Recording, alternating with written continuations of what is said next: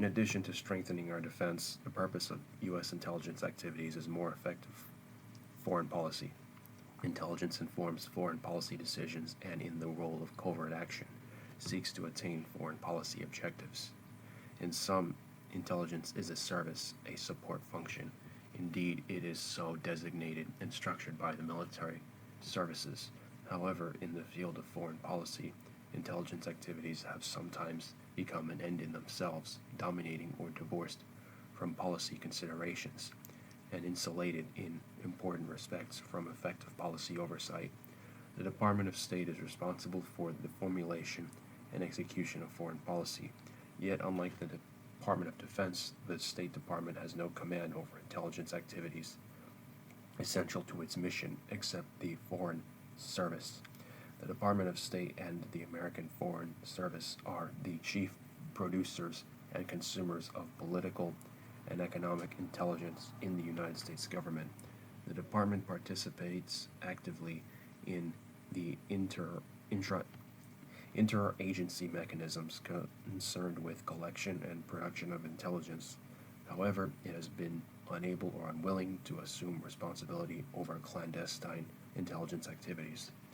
The Foreign Service competes with the clandestine service in the production of human source intelligence, but operates openly and does not pay its sources.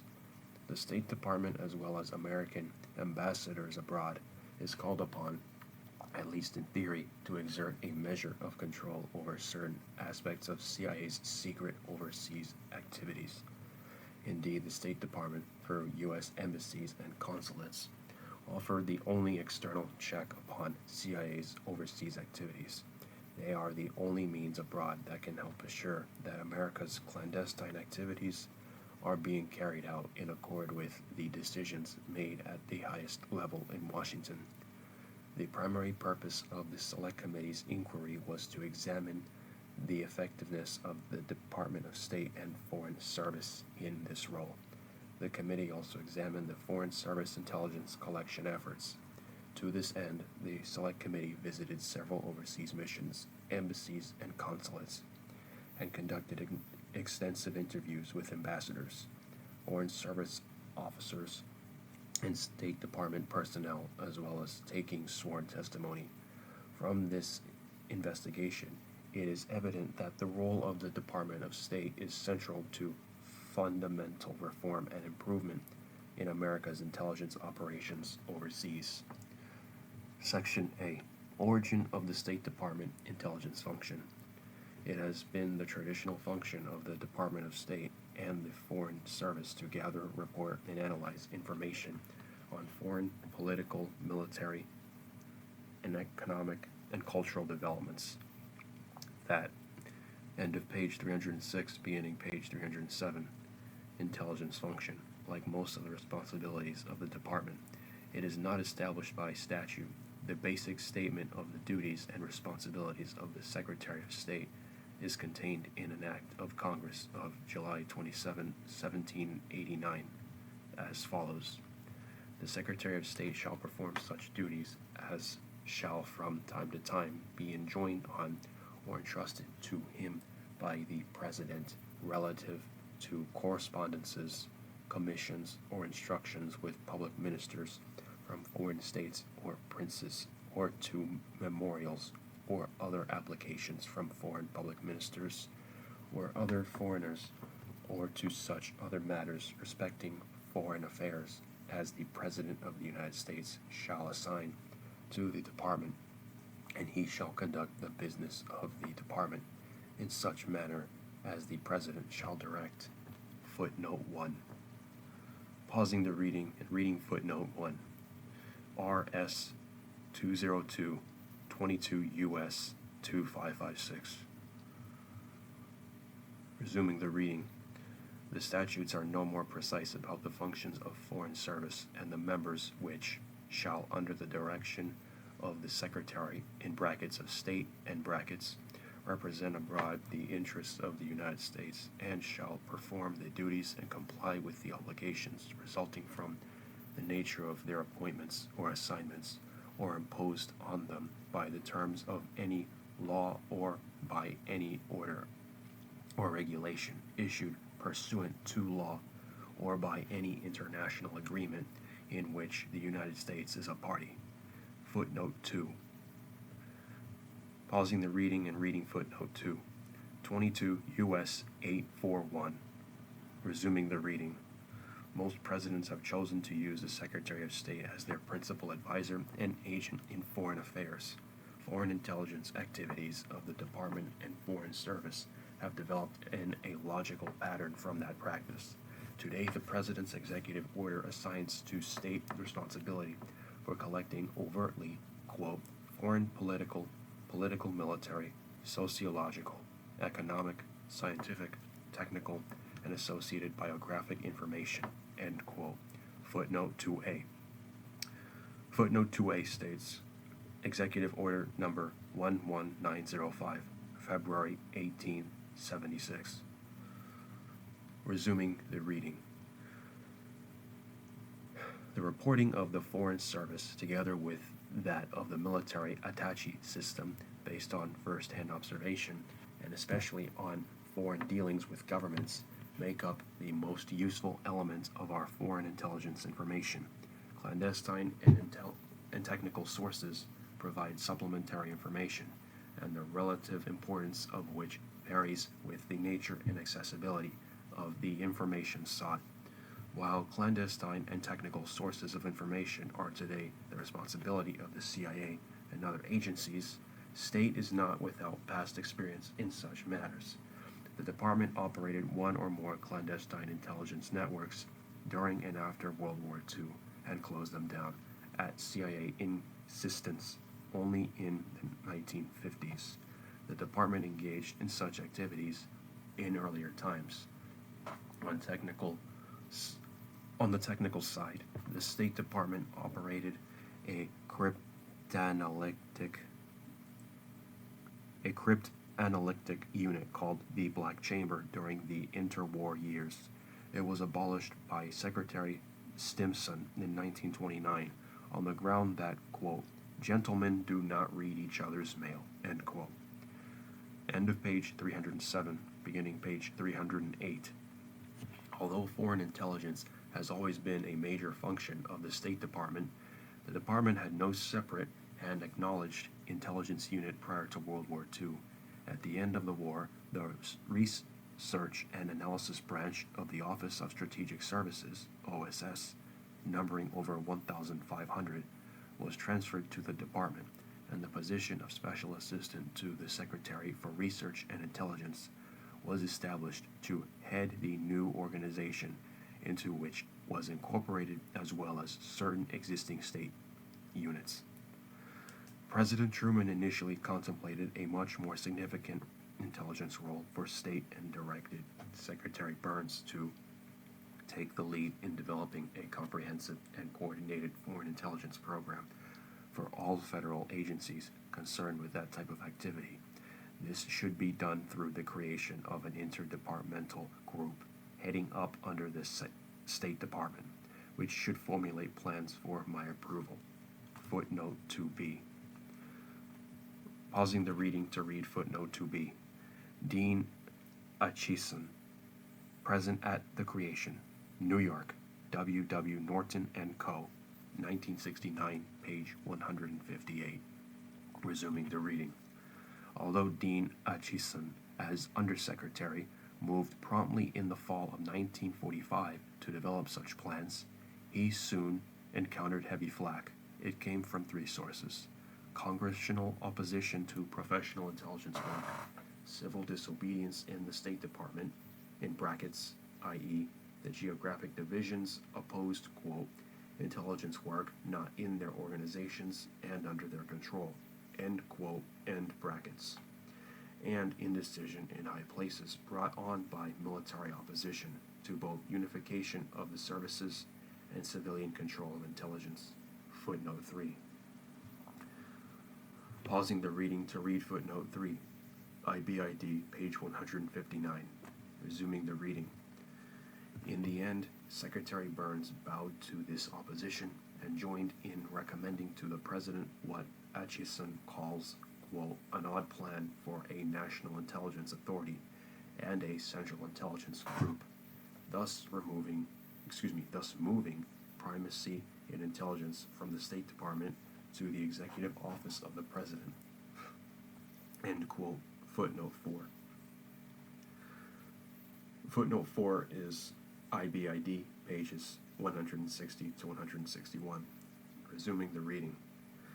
Burns also adopted the recommendations of the department's geographic divisions and broke up the OSS Research and Analysis Unit, which State had inherited, dispersing its personnel to those divisions.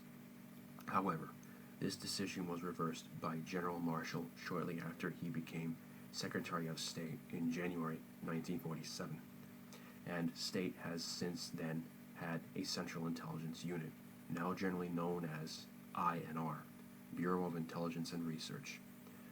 The Bureau of Intelligence and Research's stature and influence in the department have gradually increased, though its size has been greatly reduced, numbering today some 325, with a budget of less than $10 million. The reduction has resulted in part from budgetary pressures, in part from the transfer of certain functions, e.g. contributions to the now defunct National Intelligence Survey biographic reporting to the CIA. The organization is made up of two directorates, reflecting the two basic responsibilities of the organization. The Directorate for Research produces finished intelligence reports and estimates to meet the operating and planning requirements of the department. The Directorate, end of page 308, beginning page 309, also participates in the production of national intelligence estimates. The Directorate for Coordination is concerned with the department's relations with other intelligence agencies on matters other than the production of substantive intelligence. This includes a. The provision of departmental guidance on operational intelligence questions, including staff support for state participation on the 40 Committee. B. Management of assignment of defense attaché personnel. And C. Development of positions on intelligence requirements and the allocation of intelligence resources. However, INR has no personnel abroad and is not responsible for the collection of intelligence overseas. The substantive direction of the U.S. embassies and consulates, which are the intelligence collectors, is the responsibility of the geographic bureaus. Section B, Command and Control.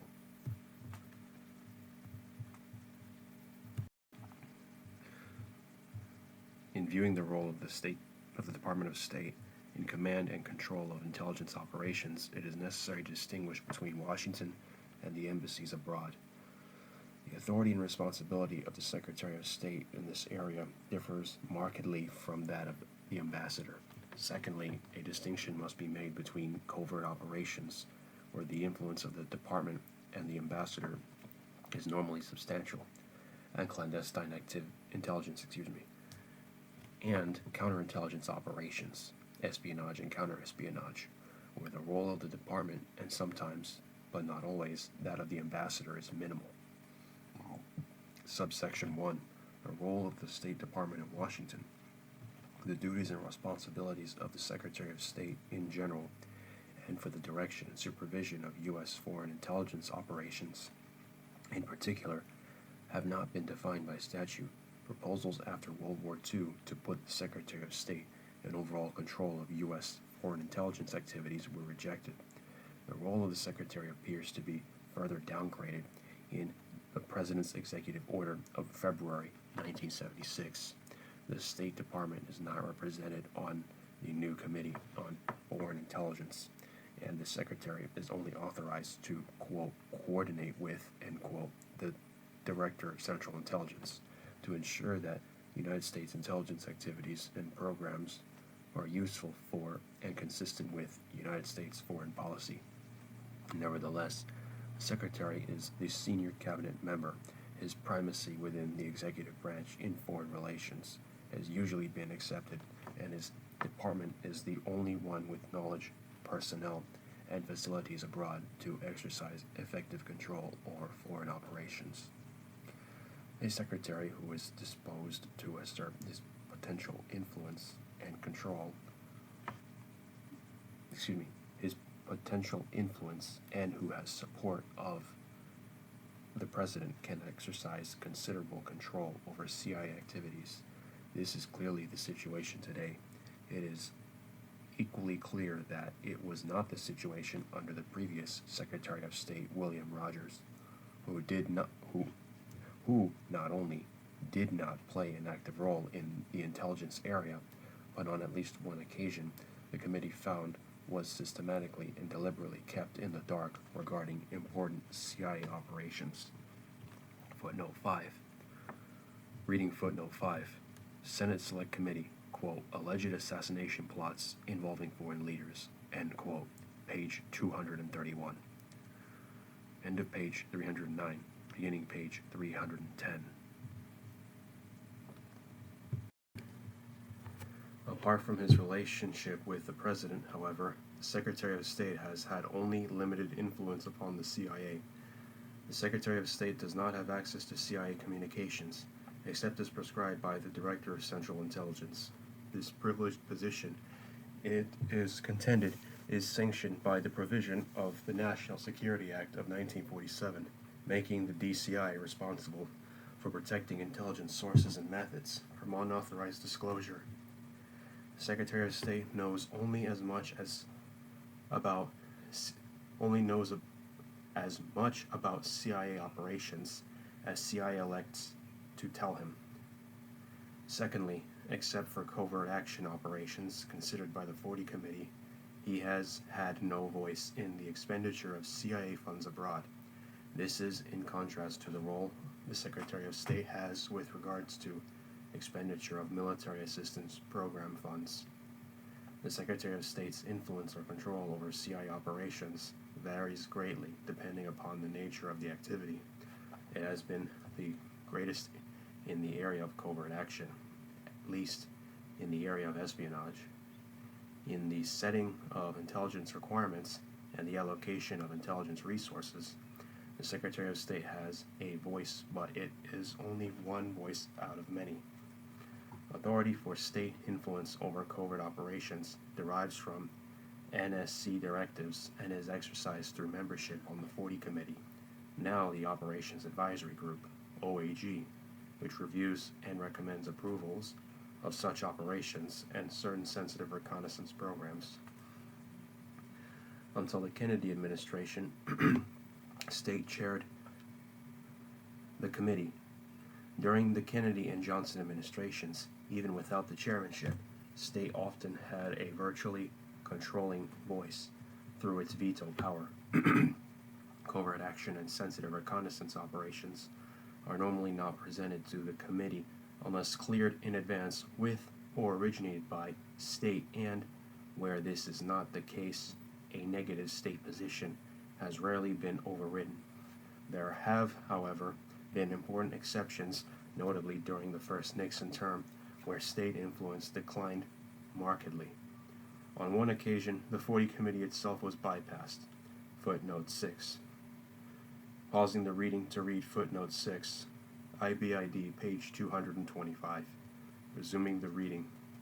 The leading role which State has normally played in the 40 Committee stems from the fact that covert actions are designed to further foreign policy objectives, but operations clearly have driven policy in many instances. It is the CIA, not State, which is called on in the first instance to explain and justify these programs to Congress. In part, this has been due to a desire to preserve State's, quote, deniability, end quote. However, that has apparently ended with President Ford's executive order, which formally requires Secretary of State attendance at Operations Advisory Group meetings.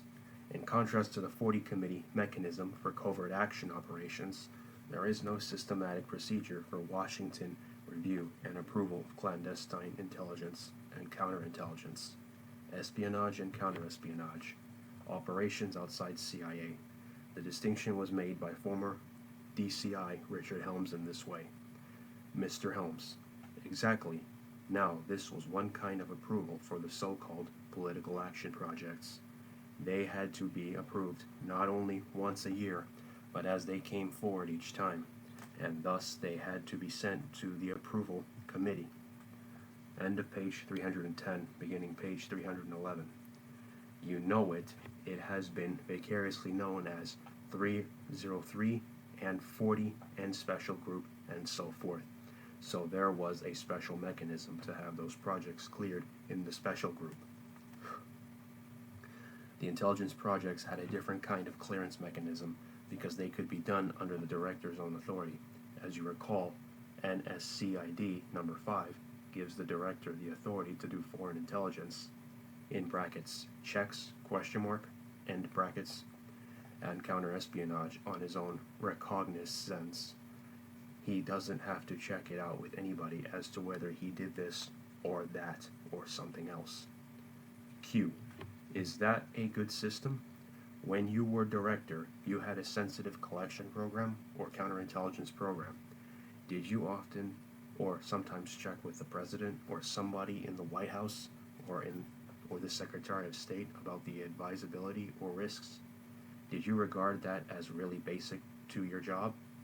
Mr. Helms, it was left to my judgment when I was director as to whether I cleared it with anybody or not. Q. Did you very often? Mr. Helms, from time to time I did. I was involved with that Berlin tunnel, for example, and I remember we did check that out before we went ahead with it. Q. You did or did not? Mr. Helms, we did, and there were certain others that we checked out before we went ahead with them. I don't remember what they all were now, but there was a rule of reason that was permitted to prevail here, and I think most directors were sensitive enough fellows that if you were really going to run a serious risk to our diplomatic life or our foreign policy life, you might want to go to see the Secretary of State or somebody to hold hands on those things. Footnote 7. Pausing the reading to read footnote 7. Staff summary of Richard Helms' interview, September 11th, 75, page 62. Resuming the reading. Thus, state is effectively excluded from the decision to carry out espionage operations unless CIA elects to consult, because in practice, state is rarely consulted. Footnote 8. It does not have institutional arrangements to develop advice and guidance in this area, as it does for covert action operations. Pausing the reading to read footnote 8. Out of hundreds of agent recruitment efforts last year, the Secretary of State was consulted on less than 5. Resuming the reading. The committee is strongly of the view that these informal arrangements, which leave consultation to the discretion of the DCI, and which do not fix any responsibility on the Secretary of State, have proved to be harmful. 2 areas of concern can be cited. First, some espionage operations, e.g., the attempted recruitment as an agent or an official of a friendly government, can have major adverse foreign policy repercussions. Second, certain types of espionage operations have had the effect of covert political action. For example, a subsidy to the leader of a dissident group to facilitate the collection of information about the group has been taken by the leader and the government in power as support for his dissidents. Thus, a Director of Central Intelligence cannot be subject to. End of page 311, beginning page 312. 40 committee or other controls by defining an operation with significant political impact as espionage. The State Department review of espionage operations is needed to provide support and advice to ambassadors in the field supervision of CIA activities. Subsection 2. Command and control in the field. In contrast to the uncertain authority of the Secretary of State, the authority of the ambassador with respect to United States intelligence activities in his country of assignment is clear, and since 1974 has had a statutory basis. In 1961, President Kennedy addressed a letter to each ambassador stating that he expected him, quote, to oversee and coordinate all activities of the United States government, end quote, in his country of assignment. Footnote 9. Pausing the reading to read footnote 9. Quote, the ambassador and the problem of coordination, a study submitted by the Subcommittee on National Security Staffing and Operations, pursuant to Senate Resolution 1388th Congress, to the Committee on Governmental Operations, United States Senate, end quote. Resuming the reading. That letter appears to have remained in force until it was superseded in December 1969 by a similar letter from President Nixon, which included the following. As Chief of the United States Diplomatic Mission, you have full responsibility to direct and coordinate the activities and operations of all of its elements. You will exercise this mandate not only by providing policy leadership and guidance, but also by assuring positive program direction to the end that all United States activities in the host country are relevant to current realities, are efficiently and economically administered, and are effectively interrelated so that they will make a maximum contribution to the United States interests in that country, as well as to our regional and international objectives. Footnote 10. Pausing the reading to read footnote 10. State Department Foreign Affairs Manual 1 FAM 011.2, January 2770. Resuming the reading. This letter was supplemented by a classified State Department instruction, footnote 11, concurred in by the Director of Central Intelligence, which advised the ambassador how the President's letter should be interpreted with regard to CIA. The effect of this instruction is to make the ambassador's access to information on intelligence sources and methods, and his authority to approve or disapprove CIA operations subject to the agreement of the Chief of Station, and, in the event of disagreement, to Washington for decision. It may well also have had the effect of inhibiting ambassadors in seeking to inform themselves fully in this area. In 1974, the authority of the ambassador was given a statutory basis. The following new section was added to, quote, an act to provide certain basic authority for the Department of State, end quote, approved August 1st, 1956, as amended. Footnote 12. Pausing the reading to read footnote 11. CA-6693, December 17th, 69. Footnote 12. 22 U.S. 2680A. Resuming the reading. Subsection. Authority and responsibility of ambassadors.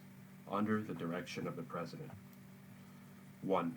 The United States ambassador to a foreign country shall have full responsibility for the direction, coordination, end of page 312, beginning page 313, and supervision of all United States government officers and employees in that country, except for personnel under the command of a United States area military commander. 2. The ambassador shall keep himself fully and currently informed with respect to all activities and operations of the United States government within that country, and shall ensure that all government officers and employees in that country, except for personnel under the command of a United States area military commander, comply fully with his directives. And 3. Any department or agency having officers or employees in a country shall keep the United States ambassador to that country fully and currently informed with respect to all activities and operations of its officers and employees in that country, and shall ensure that all of its officers and employees, except for personnel under the command of a United States area military commander, comply fully with all applicable directives of the ambassador. The legislative history indicates that this statute was intended to give statutory force to existing directives. However, under any reasonable construction, it goes well beyond the Nixon letter, particularly as interpreted by the State Department, instructions cited above. Nevertheless, more than a year after its enactment, no new regulation or directives have been issued by the executive branch in implementation of this statute, nor does it appear that any necessarily plans to take any action to modify present guidelines. In response to the committee's inquiry, the White House has advised the chairman as follows. As you know, the issues addressed by this legislation were encompassed in President Kennedy's letter of May 29, 1961, President Nixon's similar letter of December 9, 1969, and the Department of State Circular Airgram 6693 of December 17, 1969. In addition, the Department of State in July 1975 sent the relevant section of Public Law 93-475, footnote 13, to all major embassies in confirmation and reinforcement of existing guidelines. The President is considering further steps, and we will keep you informed of any additional action that is taken. Footnote 14. Pausing the reading to read the footnotes. Footnote 13, IBID. Footnote 14. Letter from Philip Buchan, Counsel to the President, to Senator Church, December 22nd, 75. Resuming the reading. So far as the committee knows, no ambassador has sought to invoke the statute in seeking information on CIA operations. One senator ambassador testified that the statute is not really in effect without implementing regulations in the executive branch. Ambassador Porter: yes, but when you get the legislation, but you don't get the regulation based on it, you're not much better off. That's 74. Yes, sir. That 74 addition to Basic State Department Authorization Act, that really isn't enforced because the implementing regulations have not been issued. Senator Mondale: well, Mr. Ambassador, when a law is passed, is that the law? That is the law, is it not? End of page 313, beginning page 314. Ambassador Porter: yes, sir. Senator Mondale. Can a law be repealed by failing to issue regulations? Ambassador Porter: repealed? Senator Mondale: suspended. Senator Porter: suspended? I would say yes. Senator Mondale: I think the word is, quote, inoperative, end quote. Footnote 15. Pausing the reading to read footnote 15. William J. Porter testimony, November 11th, 75, pages 45 to 46. Resuming the reading. The statute is apparently also, quote, inoperative, end quote, so far as the CIA is concerned, as indicated by the following CIA written responses to committee questions. If the ambassador asked to see every operational report as opposed to intelligence report, what would the chief of station say? The chief of station would inform the ambassador that he is referring the ambassador's request immediately to his headquarters for guidance. Is there any place where agent recruitments are cleared by the ambassador or the Secretary of State, including real names? The individual agent recruitments are not cleared with either the ambassadors or the Secretary of State. Footnote 16. Pausing the reading to read footnote 16. William J. Porter testimony, November 11th, 75, pages 45 to 46. Resuming the reading. The committee staff has learned that there are divergent views within the executive branch regarding implementation of new statute. It is clear from the testimony that CIA opposes giving the ambassador the unrestricted access to its communications and other operational information that the law would appear to authorize. In the past, the agency has argued that this would conflict with the provision of the National Security Act, making the Director of Central Intelligence responsible, quote, for protecting intelligence sources and methods from unauthorized disclosure, end quote. However, the statute resolves any doubts as to whether disclosure to the ambassador is authorized. There are also other problems of a practical nature in implementing the statute. Can an ambassador, without additional support from Washington, effectively direct and supervise the work of CIA personnel? The basic responsibility of the ambassador is for the United States relations with the country to which he is accredited. The ambassador is expected to be highly knowledgeable about the country to which he is assigned. For CIA operations conducted within his country of assignment, the ambassador should be a good judge of the risk of such operations and of their possible usefulness to the U.S. It is often the case, however, that CIA espionage operations mounted from his embassy are directed against a third country, more often than not a denied area country. Footnote 17.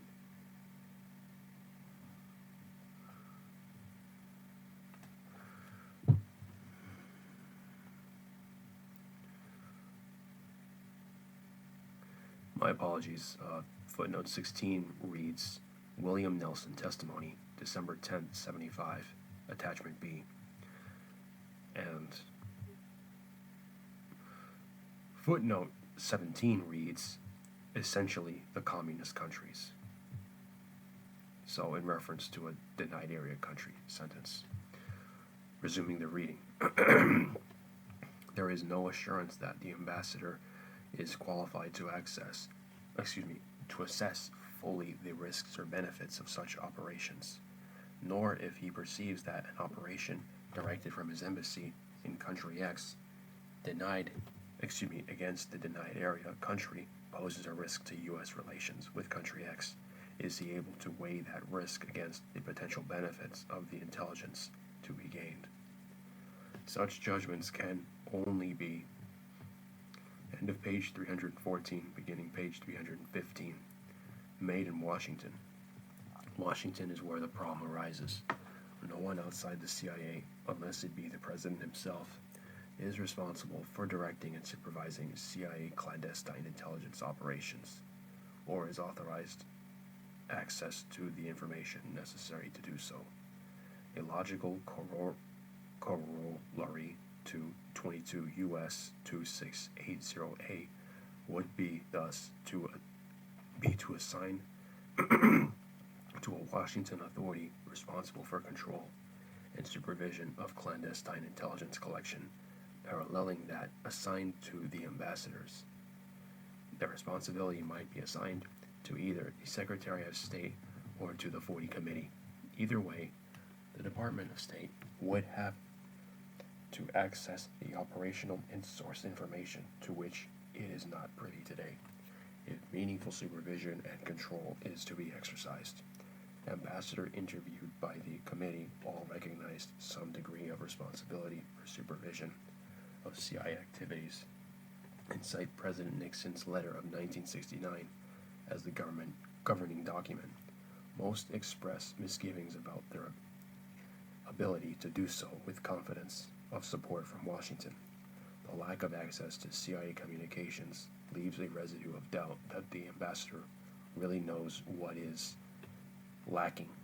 Most ambassadors the committee has talked with have not appeared inclined to request detailed information, particularly regarding espionage operations. Supervision of intelligence activated by ambassadors is in fact uneven, and when exercised, the methods used differ widely.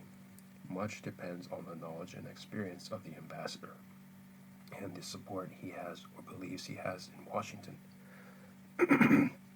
Further, the committee's inquiries have turned up no evidence that the State Department today attaches more than routine importance to this ambassadorial function. In the absence of detailed guidance or indication of support from Washington, ambassadorial performance varies widely.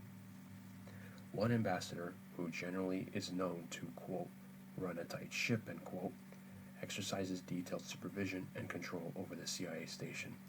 For example, he insists on knowing source identities and on approving any sensitive espionage operation in advance, and CIA, or at least the station chief, has accepted such control.